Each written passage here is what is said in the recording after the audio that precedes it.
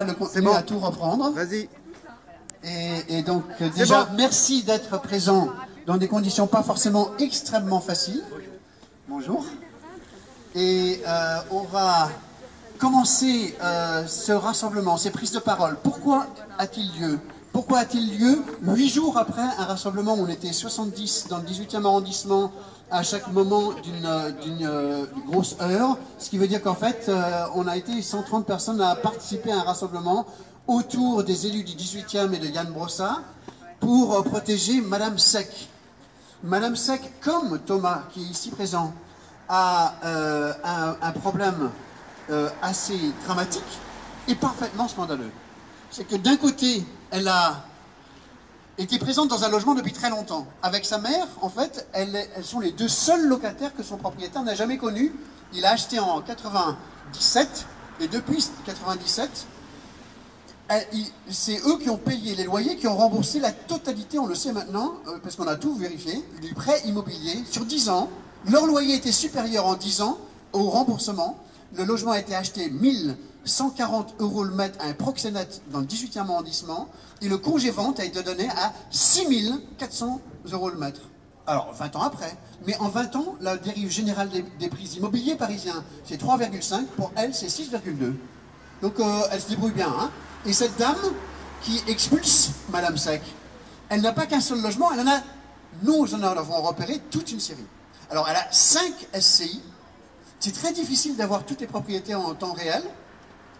Elle a une société anonyme, en plus des SCI, donc on ne sait pas très bien beaucoup d'immobilier. Hein.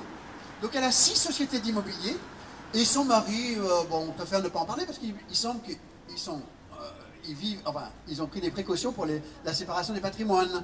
Mais son mari est un financier international basé en Belgique. Il semble que ce petit monde ait quand même eu un redressement fiscal qui a fait un petit peu de dégâts. Bon, mais ça, c'est une rumeur, on ne le sait pas avec certitude.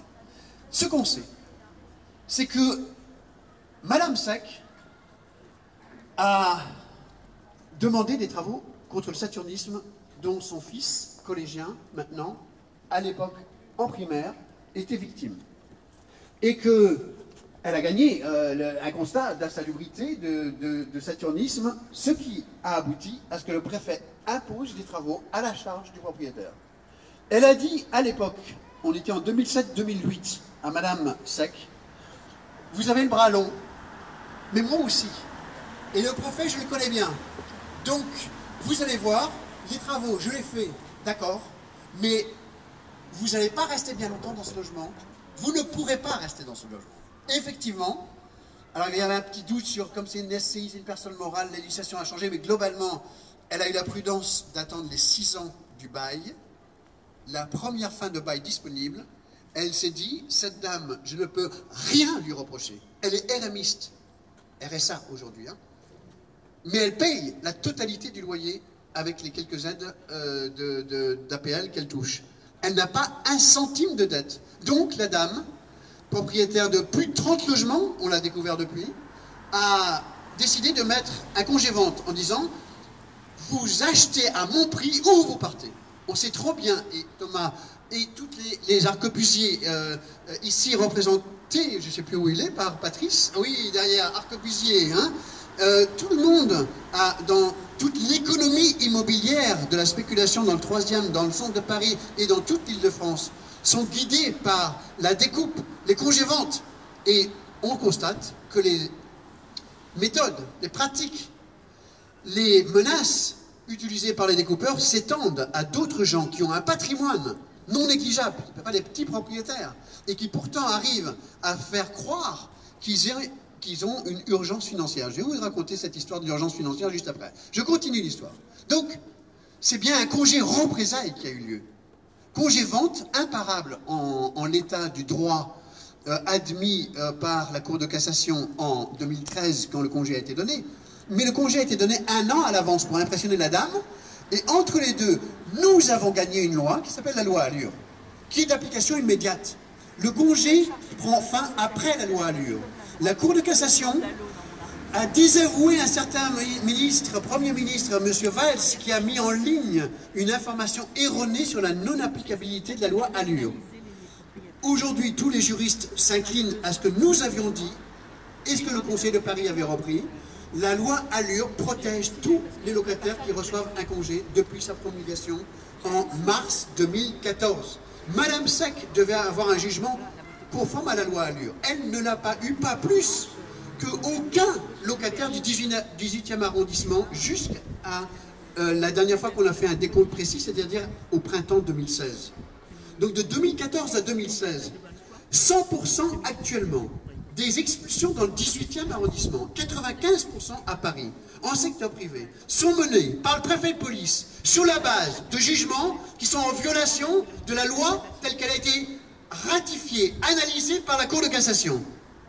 Et le Conseil de Paris, en juillet 2015, saisi d'un problème de M. Thomas Perroy, ici présent, a dit « Nous demandons que le droit de recours soit garanti, que certes, un juge du 3e a peut-être donné à un moment donné, pour Thomas, un jugement d'expulsion avec exécution provisoire. Donc la possibilité de mettre dehors tout de suite.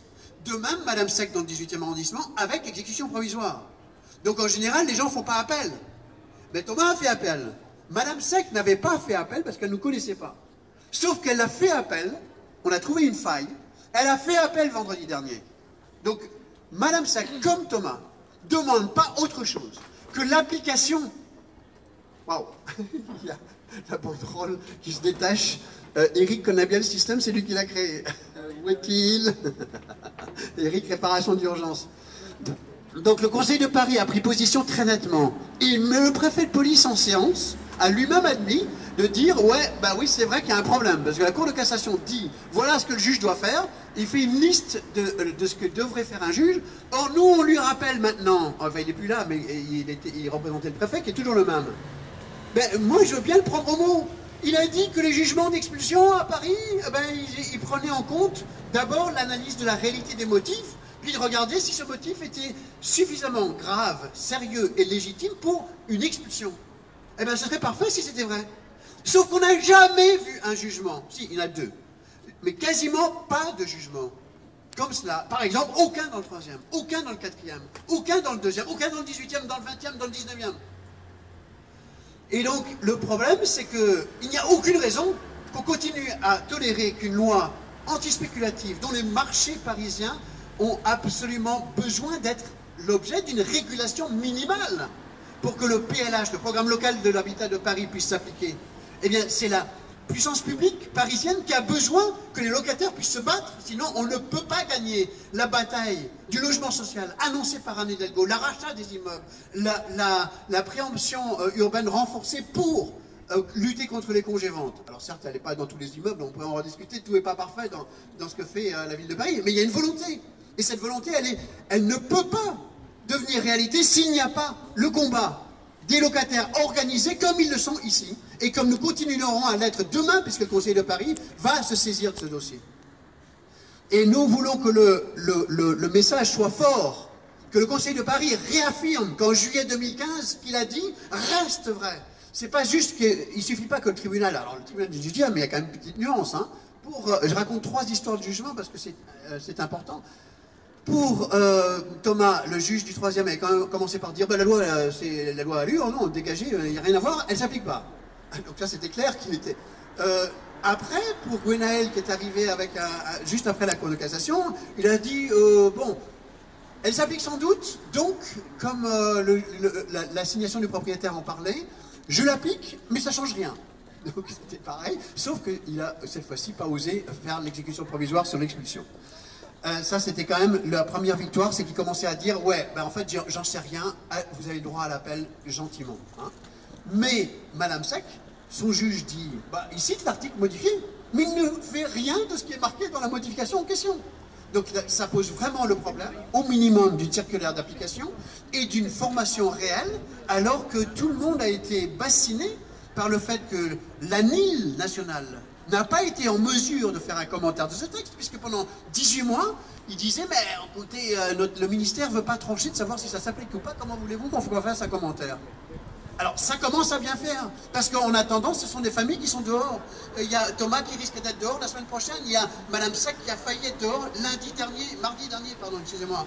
L'autre rassemblement a retardé le premier, il faut qu'il retarde le deuxième.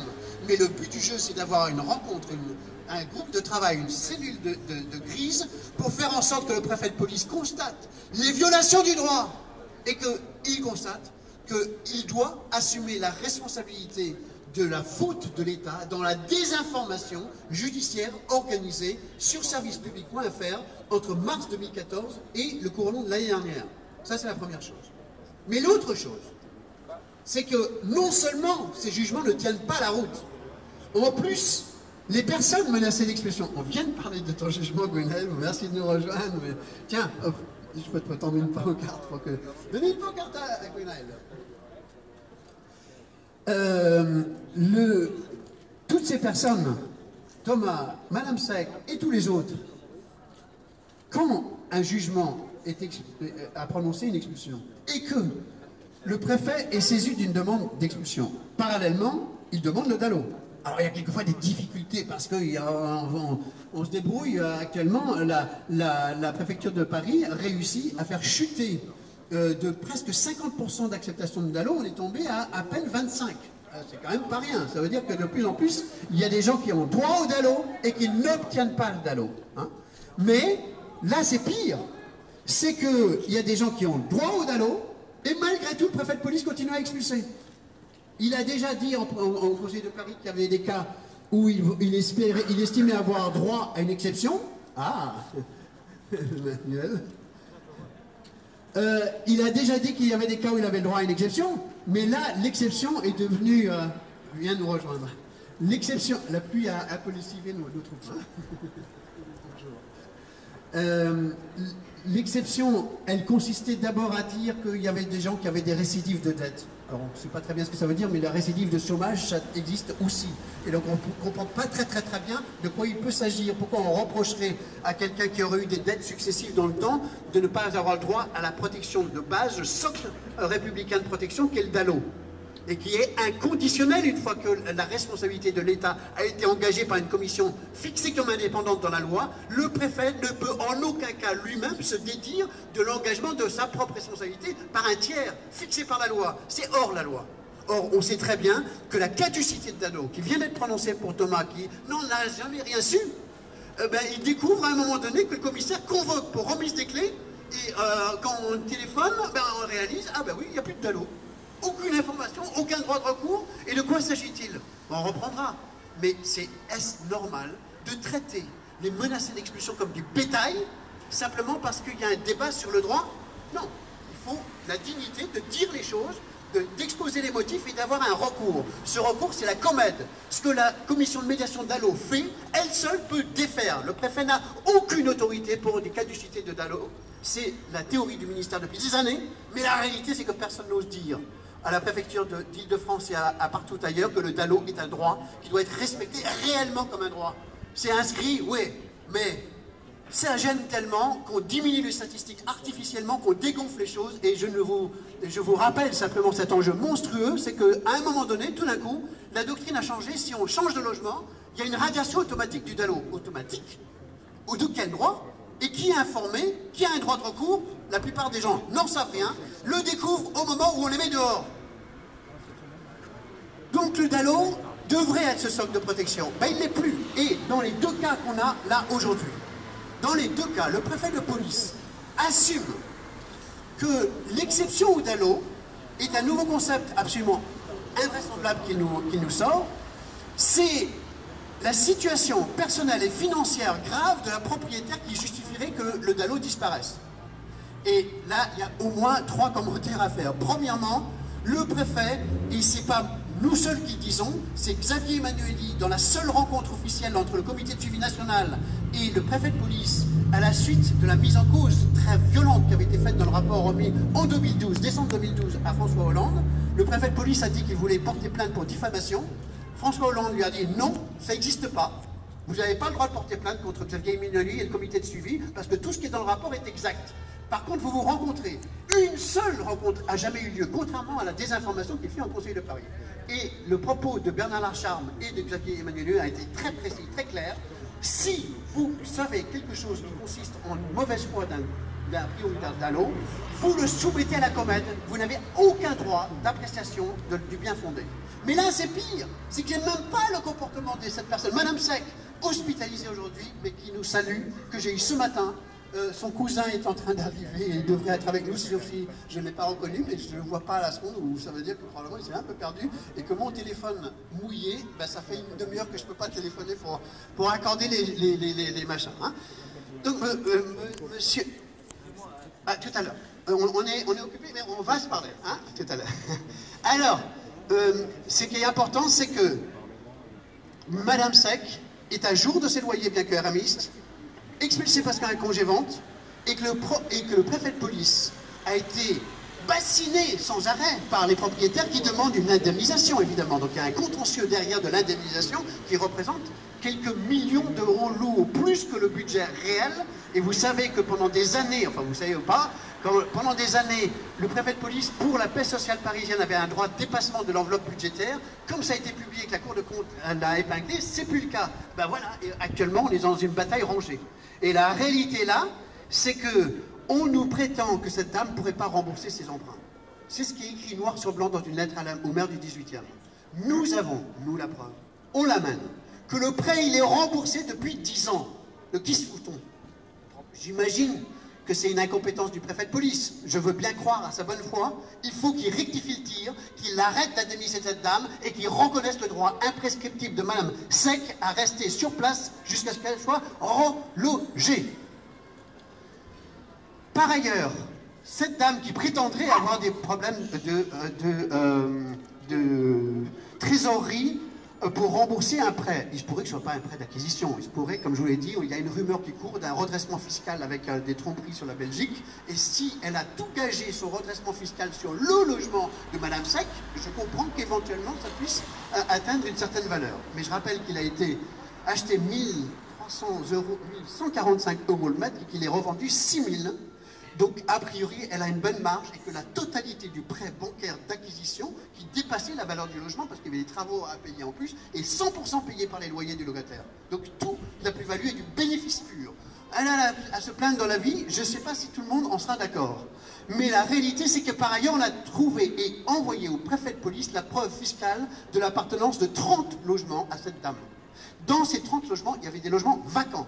J'affirme que si le juge avait été en situation de juger selon la loi Allure, et s'il avait fait l'examen de la situation que nous faisons maintenant, il aurait constaté que le congé-vente était annulé. Parce qu'il n'y a aucune légitimité à ce qu'un propriétaire dise congé-vente en choisissant d'expulser la personne la plus anciennement présente ou celle qui a réussi à imposer des travaux de saturnisme et dont on veut se venger. Et un logement est vide et qu'elle vende le logement vide.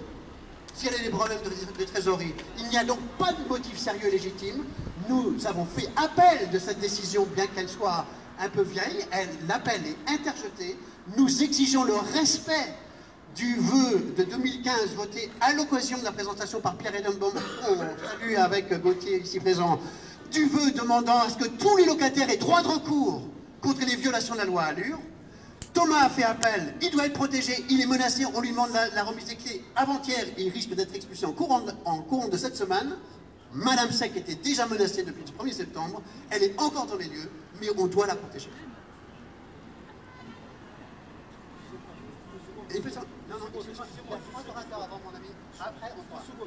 Gauthier, tu enchaînes pour que je donne juste le temps à le continuer à tout reprendre. Vas-y. Et donc déjà, merci d'être présent dans des conditions pas forcément extrêmement faciles. Bonjour. Et on va commencer ce rassemblement, ces prises de parole. Pourquoi a-t-il lieu?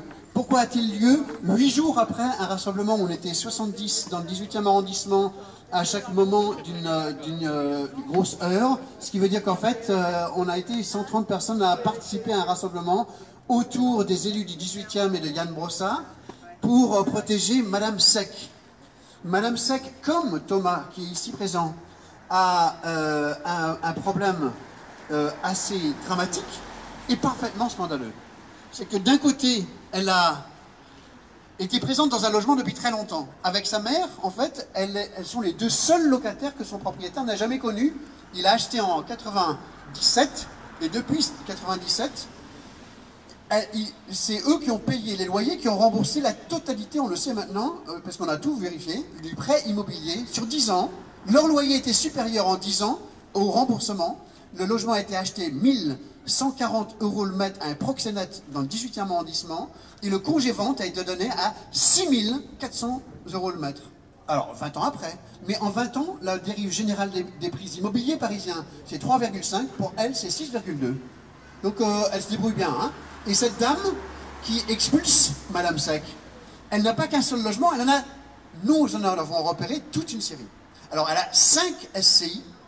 C'est très difficile d'avoir toutes les propriétés en temps réel. Elle a une société anonyme, en plus des SCI, donc on ne sait pas très bien beaucoup d'immobilier. Hein. Donc elle a 6 sociétés d'immobilier, et son mari, bon, on préfère ne pas en parler, parce qu'il semble qu'ils vivent, enfin, ils ont pris des précautions pour la séparation des patrimoines. Mais son mari est un financier international basé en Belgique. Il semble que ce petit monde ait quand même eu un redressement fiscal qui a fait un petit peu de dégâts. Bon, mais ça, c'est une rumeur, on ne le sait pas avec certitude. Ce qu'on sait, c'est que Madame Sec a demandé des travaux contre le saturnisme dont son fils, collégien maintenant, à l'époque en primaire, était victime. Et qu'elle a gagné un constat d'insalubrité, de saturnisme, ce qui a abouti à ce que le préfet impose des travaux à la charge du propriétaire. Elle a dit à l'époque, on était en 2007-2008, à Madame Sec, vous avez le bras long, mais moi aussi. Et le préfet, je le connais bien. Donc, vous allez voir, les travaux, je les fais, d'accord, mais vous n'allez pas rester bien longtemps dans ce logement. Vous ne pourrez pas rester dans ce logement. Et effectivement, alors il y avait un petit doute sur, comme c'est une SCI, c'est une personne morale, la législation a changé, mais globalement, elle a eu la prudence d'attendre les 6 ans du bail. La première fin de bail disponible, elle s'est dit, cette dame, je ne peux rien lui reprocher. Elle est RMiste, RSA aujourd'hui, hein, mais elle paye la totalité du loyer avec les quelques aides d'APL qu'elle touche.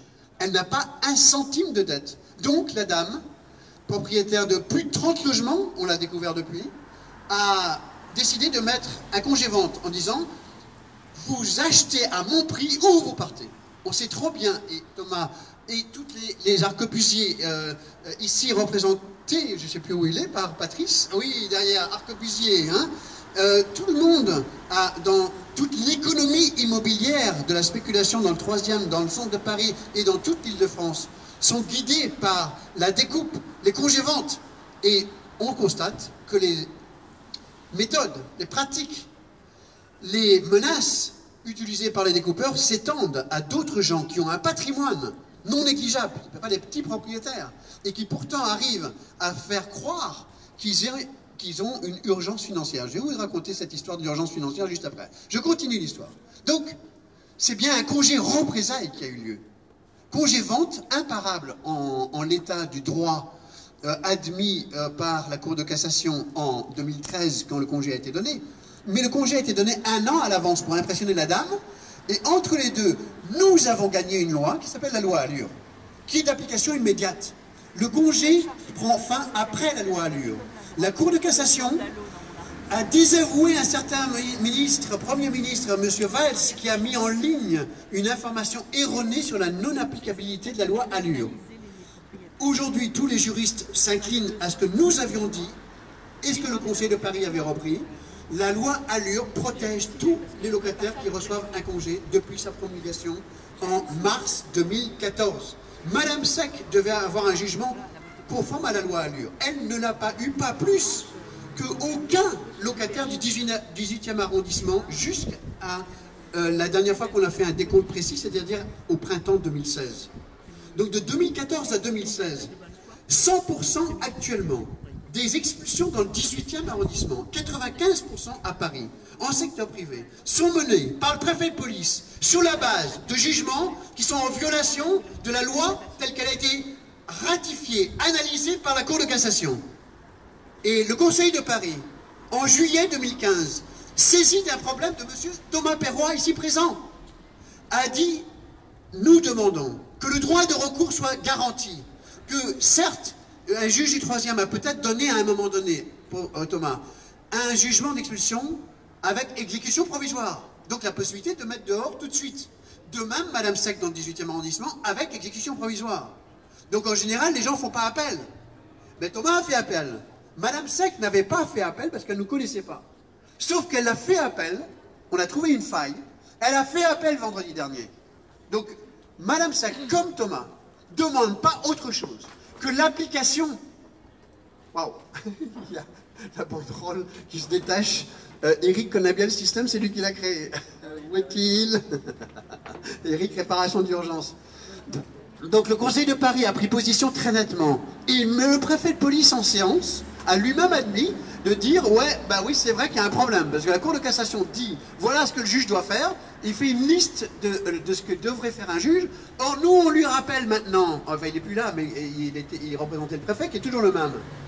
Ben, moi, je veux bien le prendre au mot. Il a dit que les jugements d'expulsion à Paris, ben, ils prenaient en compte d'abord l'analyse de la réalité des motifs, puis de regarder si ce motif était suffisamment grave, sérieux et légitime pour une expulsion. Eh bien, ce serait parfait si c'était vrai. Sauf qu'on n'a jamais vu un jugement. Si, il y en a deux. Mais quasiment pas de jugement. Comme cela. Par exemple, aucun dans le 3e, aucun dans le 4e, aucun dans le 2e, aucun dans le 18e, dans le 20e, dans le 19e. Et donc, le problème, c'est qu'il n'y a aucune raison qu'on continue à tolérer qu'une loi antispéculative dont les marchés parisiens ont absolument besoin d'être l'objet d'une régulation minimale pour que le PLH, le programme local de l'habitat de Paris, puisse s'appliquer. Eh bien, c'est la puissance publique parisienne qui a besoin que les locataires puissent se battre, sinon on ne peut pas gagner la bataille du logement social annoncé par Anne Hidalgo, la rachat des immeubles, la préemption urbaine renforcée pour lutter contre les congés-ventes. Alors certes, elle n'est pas dans tous les immeubles, on pourrait en rediscuter, tout n'est pas parfait dans ce que fait la ville de Paris, mais il y a une volonté. Et cette volonté, elle ne peut pas devenir réalité s'il n'y a pas le combat des locataires organisés comme ils le sont ici, et comme nous continuerons à l'être demain, puisque le Conseil de Paris va se saisir de ce dossier. Et nous voulons que le message soit fort, que le Conseil de Paris réaffirme qu'en juillet 2015, ce qu'il a dit reste vrai. C'est pas juste qu'il ne suffit pas que le tribunal, alors le tribunal du judiciaire, mais il y a quand même une petite nuance, hein, je raconte 3 histoires de jugement parce que c'est important. Pour Thomas, le juge du 3e avait quand même commencé par dire bah, la loi, c'est la loi Allure, non, dégagée, il n'y a rien à voir, elle ne s'applique pas. Donc ça, c'était clair qu'il était. Après, pour Gwenaël, qui est arrivé avec juste après la Cour de cassation, il a dit bon, elle s'applique sans doute, donc, comme l'assignation du propriétaire en parlait, je l'applique, mais ça ne change rien. Donc c'était pareil, sauf qu'il n'a cette fois-ci pas osé faire l'exécution provisoire sur l'expulsion. Ça, c'était quand même la première victoire, c'est qu'il commençait à dire ouais, ben en fait, j'en sais rien, vous avez le droit à l'appel gentiment. Hein. Mais Madame Sec, son juge dit bah, il cite l'article modifié, mais il ne fait rien de ce qui est marqué dans la modification en question. Donc ça pose vraiment le problème, au minimum, d'une circulaire d'application et d'une formation réelle, alors que tout le monde a été bassiné par le fait que l'ANIL nationale n'a pas été en mesure de faire un commentaire de ce texte, puisque pendant 18 mois, il disait, mais écoutez, le ministère ne veut pas trancher de savoir si ça s'applique ou pas, comment voulez-vous qu'on fasse un commentaire? Alors, ça commence à bien faire, parce qu'en attendant, ce sont des familles qui sont dehors. Il y a Thomas qui risque d'être dehors la semaine prochaine, il y a Madame Sec qui a failli être dehors mardi dernier, pardon, excusez-moi. L'autre rassemblement a retardé le premier, il faut qu'il retarde le deuxième.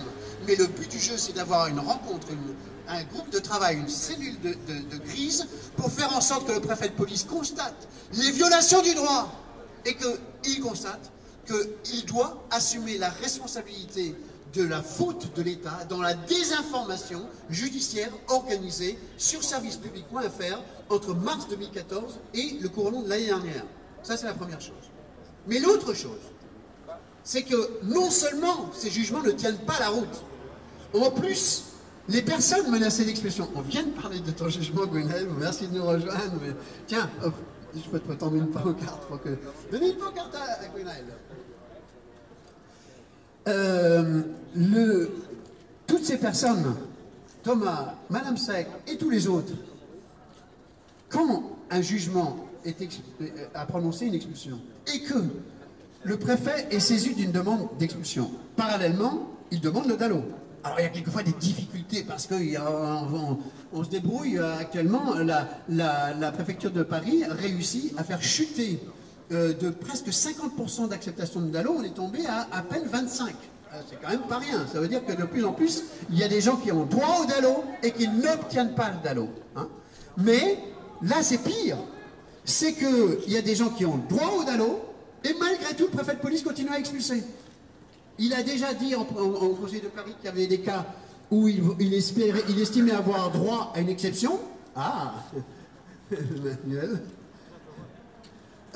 Il a déjà dit qu'il y avait des cas où il avait le droit à une exception, mais là, l'exception est devenue... vient nous rejoindre. L'exception... La pluie a un peu lessivé nos troupes. L'exception, elle consistait d'abord à dire qu'il y avait des gens qui avaient des récidives de dette. Alors, on ne sait pas très bien ce que ça veut dire, mais la récidive de chômage, ça existe aussi. Et donc, on ne comprend pas très bien de quoi il peut s'agir. Pourquoi on reprocherait à quelqu'un qui aurait eu des dettes successives dans le temps de ne pas avoir le droit à la protection de base, le socle républicain de protection, qui est le DALO. Et qui est inconditionnel une fois que la responsabilité de l'État a été engagée par une commission fixée comme indépendante dans la loi. Le préfet ne peut en aucun cas lui-même se dédire de l'engagement de sa propre responsabilité par un tiers fixé par la loi. C'est hors la loi. Or, on sait très bien que la caducité de DALO, qui vient d'être prononcée pour Thomas, qui n'en a jamais rien su, il découvre à un moment donné que le commissaire convoque pour remise des clés, et quand on téléphone, on réalise, oui, il n'y a plus de DALO. Aucune information, aucun droit de recours. Et de quoi s'agit-il? On reprendra. Mais est-ce normal de traiter les menacés d'expulsion comme du bétail, simplement parce qu'il y a un débat sur le droit? Non. Il faut la dignité de dire les choses, d'exposer les motifs et d'avoir un recours. Ce recours, c'est la COMED. Ce que la commission de médiation DALO fait, elle seule peut défaire. Le préfet n'a aucune autorité pour des caducités de DALO. C'est la théorie du ministère depuis des années, mais la réalité, c'est que personne n'ose dire à la préfecture d'Île-de-France et à partout ailleurs que le DALO est un droit qui doit être respecté réellement comme un droit. C'est inscrit, oui, mais ça gêne tellement qu'on diminue les statistiques artificiellement, qu'on dégonfle les choses, et je vous rappelle simplement cet enjeu monstrueux, c'est qu'à un moment donné, tout d'un coup, la doctrine a changé. Si on change de logement, il y a une radiation automatique du DALO. Automatique? Ou de quel droit? Et qui est informé? Qui a un droit de recours? La plupart des gens n'en savent rien, le découvrent au moment où on les met dehors. Donc le DALO devrait être ce socle de protection. Il ne l'est plus. Et dans les deux cas qu'on a là aujourd'hui, dans les deux cas, le préfet de police assume que l'exception au DALO est un nouveau concept absolument invraisemblable qu'il nous sort. C'est la situation personnelle et financière grave de la propriétaire qui justifierait que le DALO disparaisse. Et là, il y a au moins 3 commentaires à faire. Premièrement, le préfet, et c'est pas nous seuls qui le disons, c'est Xavier Emmanuelli, dans la seule rencontre officielle entre le comité de suivi national et le préfet de police, à la suite de la mise en cause très violente qui avait été faite dans le rapport remis en 2012, décembre 2012, à François Hollande. Le préfet de police a dit qu'il voulait porter plainte pour diffamation. François Hollande lui a dit non, ça n'existe pas. Vous n'avez pas le droit de porter plainte contre Xavier Emmanuelli et le comité de suivi, parce que tout ce qui est dans le rapport est exact. Par contre, vous vous rencontrez. Une seule rencontre n'a jamais eu lieu, contrairement à la désinformation qui fait en Conseil de Paris. Et le propos de Bernard Lacharme et de Xavier Emmanuelli a été très précis, très clair. Si vous savez quelque chose qui consiste en une mauvaise foi d'un prioritaire DALO, vous le soumettez à la COMED, vous n'avez aucun droit d'appréciation du bien fondé. Mais là, c'est pire, c'est qu'il n'y a même pas le comportement de cette personne. Madame Sec, hospitalisée aujourd'hui, mais qui nous salue, que j'ai eu ce matin. Son cousin est en train d'arriver et il devrait être avec nous, sauf si je ne l'ai pas reconnu, mais je ne le vois pas à la seconde, où ça veut dire que probablement il s'est un peu perdu, et que mon téléphone mouillé, ça fait une demi-heure que je ne peux pas téléphoner pour accorder les machins. Hein. Donc, monsieur... tout à l'heure. On est occupé, mais on va se parler, hein, tout à l'heure. Alors, ce qui est important, c'est que Madame Sec est à jour de ses loyers, bien que RMiste, expulsé parce qu'il y a un congé-vente, et que le préfet de police a été bassiné sans arrêt par les propriétaires qui demandent une indemnisation, évidemment. Donc il y a un contentieux derrière de l'indemnisation qui représente quelques millions d'euros lourds, plus que le budget réel. Et vous savez que pendant des années, enfin vous savez ou pas, pendant des années, le préfet de police, pour la paix sociale parisienne, avait un droit de dépassement de l'enveloppe budgétaire. Comme ça a été publié que la Cour de compte l'a épinglé, c'est plus le cas. Voilà, et actuellement, on est dans une bataille rangée. Et la réalité là, c'est que on nous prétend que cette dame ne pourrait pas rembourser ses emprunts. C'est ce qui est écrit noir sur blanc dans une lettre au maire du 18e. Nous avons, nous la preuve, on l'amène, que le prêt il est remboursé depuis 10 ans. De qui se fout-on? J'imagine que c'est une incompétence du préfet de police. Je veux bien croire à sa bonne foi. Il faut qu'il rectifie le tir, qu'il arrête d'indemniser cette dame et qu'il reconnaisse le droit imprescriptible de Madame Sec à rester sur place jusqu'à ce qu'elle soit relogée. Par ailleurs, cette dame qui prétendrait avoir des problèmes de trésorerie pour rembourser un prêt. Il se pourrait que ce ne soit pas un prêt d'acquisition. Il se pourrait, comme je vous l'ai dit, il y a une rumeur qui court d'un redressement fiscal avec des tromperies sur la Belgique. Et si elle a tout gagé son redressement fiscal sur le logement de Madame Sec, je comprends qu'éventuellement ça puisse atteindre une certaine valeur. Mais je rappelle qu'il a été acheté 1145 euros le mètre et qu'il est revendu 6000. Donc, a priori, elle a une bonne marge et que la totalité du prêt bancaire d'acquisition, qui dépassait la valeur du logement, parce qu'il y avait des travaux à payer en plus, est 100% payé par les loyers du locataire. Donc, tout la plus-value est du bénéfice pur. Elle a à se plaindre dans la vie, je ne sais pas si tout le monde en sera d'accord. Mais la réalité, c'est que par ailleurs, on a trouvé et envoyé au préfet de police la preuve fiscale de l'appartenance de 30 logements à cette dame. Dans ces 30 logements, il y avait des logements vacants. J'affirme que si le juge avait été en situation de juger selon la loi Allure, et s'il avait fait l'examen de la situation que nous faisons maintenant, il aurait constaté que le congé-vente était annulé. Parce qu'il n'y a aucune légitimité à ce qu'un propriétaire dise congé-vente en choisissant d'expulser la personne la plus anciennement présente ou celle qui a réussi à imposer des travaux de saturnisme et dont on veut se venger. Et un logement est vide et qu'elle vende le logement vide. Si elle a des problèmes de trésorerie. Il n'y a donc pas de motif sérieux et légitime. Nous avons fait appel de cette décision, bien qu'elle soit un peu vieille. L'appel est interjeté. Nous exigeons le respect du vœu de 2015 voté à l'occasion de la présentation par Pierre Edenbaum, on salue avec Gauthier ici présent, du vœu demandant à ce que tous les locataires aient droit de recours contre les violations de la loi Allure. Thomas a fait appel, il doit être protégé, il est menacé, on lui demande la remise des clés avant-hier et il risque d'être expulsé en courant de cette semaine. Madame Sec était déjà menacée depuis le 1er septembre, elle est encore dans les lieux, mais on doit la protéger.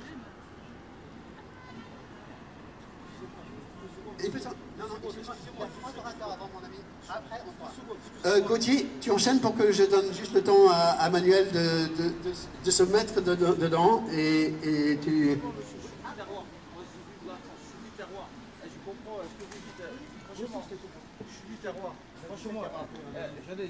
Merci Benoît, merci de tous ces propos très complets.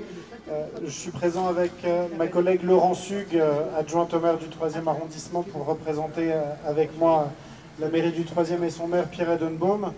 Nous avons toujours soutenu les combats des collectifs des vendus à la découpe. Nous avons toujours soutenu les combats pour une application juste et parfaite de la loi sur le droit au logement opposable et sur la loi Allure.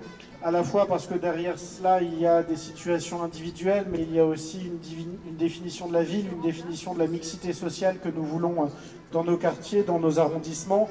Et nous ne saurons effectivement accepter que des décisions prises par l'Assemblée nationale soient remises en cause par des personnes qui n'ont qu'une responsabilité administrative, aussi haute soit-elle, dans l'administration française et dans la hiérarchie des pouvoirs publics.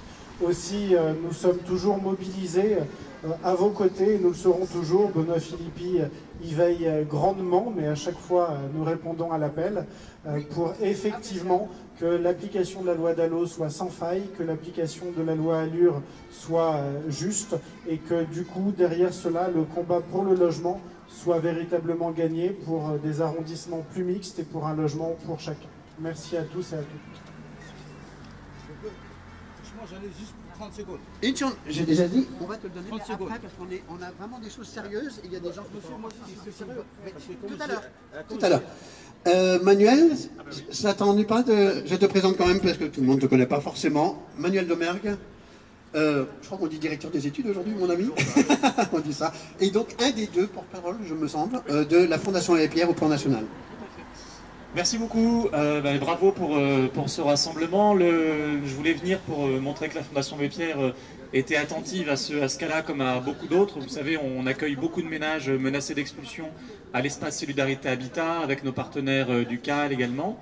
Et le cas de Madame Sec là est vraiment inquiétant et important à suivre, en particulier parce que si on aboutit à l'expulsion sans solution de cette dame, alors même qu'elle est prioritaire DALO, alors même qu'elle paye ses loyers, alors même qu'on a soi-disant un grand plan de prévention des expulsions depuis la fin de la trêve par le ministère du Logement, ce serait vraiment la preuve que tous ces dispositifs, toutes ces belles paroles ne sont pas du tout à la hauteur de la situation.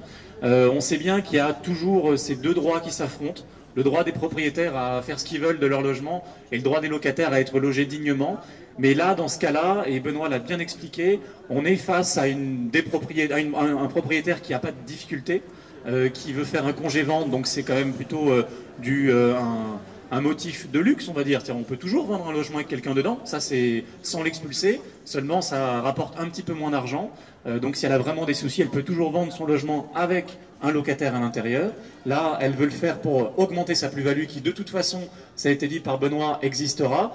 Donc on est vraiment très en colère parce que, logiquement, la loi DALO protège les rares ménages qui ont la chance d'être reconnus prioritaires DALO. Et parmi les ménages menacés d'expulsion, on sait qu'il y en a 160 000 jugements d'expulsion chaque année. Et sur ces 160 000, il y en a seulement quelques milliers qui ont la chance, la possibilité d'être reconnus prioritaires. Alors que théoriquement, comme un des critères du DALO, c'est d'être menacé d'expulsion, on pourrait dire que les 160 000 ménages pourraient être automatiquement reconnus prioritaires. Il n'y en a que quelques milliers. Cette dame est reconnue prioritaire. L'État doit lui proposer une solution de relogement ou d'indemnisation du propriétaire en attendant ce relogement. Il y a un débat pour savoir si ça peut être fait rapidement, si elle a déjà eu une proposition, c'est ce que nous a dit le ministère du Logement, le cabinet d'Emmanuel Cos. Cette dame n'en a aucun souvenir, donc il y a au moins un malentendu qu'il faut lever. Et si on se met tous autour de la table, je pense que cette solution peut être résolue. Encore faut-il le vouloir, parce qu'on n'a pas l'impression que malgré les mots d'ordre, il y a une vraie volonté politique d'éviter les expulsions de ménages DALO. Évidemment, la circulaire qui, logiquement, recommande au préfet de ne pas expulser les ménages DALO, ça n'a pas force de loi, c'est une circulaire, mais à un moment, il faut arrêter de jouer sur les mots. Quand tu as une circulaire interministérielle qui est envoyée à tous les préfets pour dire « éviter les expulsions de ménages DALO, relogez-les précédemment », si ce n'est pas appliqué, c'est qu'il y a un problème de volonté. Alors on dit il y a trop de ménages menacés d'expulsion DALO par rapport à ce qu'on peut attribuer comme logements sociaux. C'est quand même assez faux. Il y a 490 000 attributions de logements sociaux chaque année. Des ménages DALO en attente de relogement, il y en a 60 000. Sur ces 60 000, ceux qui sont en attente parce qu'ils sont menacés d'expulsion, c'est quelques milliers. Sur les 490 000 attributions de logements sociaux, on devrait pouvoir, si on en fait une priorité, leur trouver des solutions dignes. Voilà. Donc Madame Sec, il n'y a aucune raison technique, financière, qu'elle se retrouve à la rue, et surtout s'il y a des raisons financières, parce qu'on sait que quand ils ont fini de consommer la ligne indemnisation des propriétaires, les préfets tendent à expulser plus facilement, sauf que si cette dame avec son enfant se retrouve à la rue, il faudra lui trouver une solution d'hébergement, etc., d'accompagnement, ce sera beaucoup plus cher, et il y a des pays comme en Autriche par exemple, où ils ont compris que c'était absurde de mettre les gens à la rue, puis d'essayer pendant des années de les reloger avec tous les dégâts humains que ça peut causer, et donc d'éviter ces situations extrêmes. Donc là c'est ce qu'on demande, on n'est pas en train d'opposer des locataires à des propriétaires, on essaie juste d'opposer le bon sens à une politique inhumaine d'expulsion qui stagne toujours à 11 000, 12 000 expulsions réelles chaque année avec le concours de la force publique. Mais on sait que derrière ces 11 000 ou 12 000, il y en a sans doute 3 ou 4 fois plus qui sont des expulsions de fait avec les ménages qui partent d'eux-mêmes parce qu'ils sont intimidés par les propriétaires, intimidés par les huissiers, intimidés par la police. Et donc ce cas-là, qui a la chance d'être médiatisé, qui a la chance d'avoir des soutiens, qui a la chance d'avoir une reconnaissance DALO, doit se terminer par une victoire de cette dame, sinon c'est vraiment très inquiétant pour tous les autres qui n'ont ni reconnaissance DALO ni soutien associatif. Merci beaucoup Manuel, c'est une première partie, donc il faut quand même que je revienne sur 2-3 choses parce qu'il y a des gens qui viennent ici, qui sont dans le soutien, mais qui sont aussi dans l'action dont on n'a pas parlé. Et Evelyne, si tu veux bien, juste après, tu es prête à intervenir, Laurence aussi, et tous ceux qui viendront, parce que j'ai des messages normalement de Galabridier qui était présent la semaine dernière, avec qui on a travaillé sur le Conseil de Paris de demain, qui doivent être arrivés si mon téléphone me permet de le voir. Et alors, je crois qu'actuellement, Yann Brossa, qui devait être avec nous, est retenu par une fraction de débat où il est intervenant au Conseil national du PCF. Donc je crois comprendre qu'il est peu probable qu'il soit physiquement avec nous, mais je peux vous dire quand même qu'on a travaillé, non seulement il était présent avec nous la semaine dernière, mais qu'on a travaillé avec lui 3 fois dans la semaine, et qu'il exige des choses très précises dont je vais vous parler tout de suite, déjà pour la dame dont on vient de parler. Donc Madame Sec. Alors, il y a une rumeur, mais j'ai déjà eu l'occasion de dire, des fausses rumeurs, j'en connais, pour ceux d'entre vous qui se souvenaient. Milady, fausse rumeur, Madame Sonnet-Rouquier, merci pour elle, avait découvert qu'il y avait une proposition de relogement qui a coulé sa demande de requalification de Dallot après une radiation administrative illégale. Et en fait,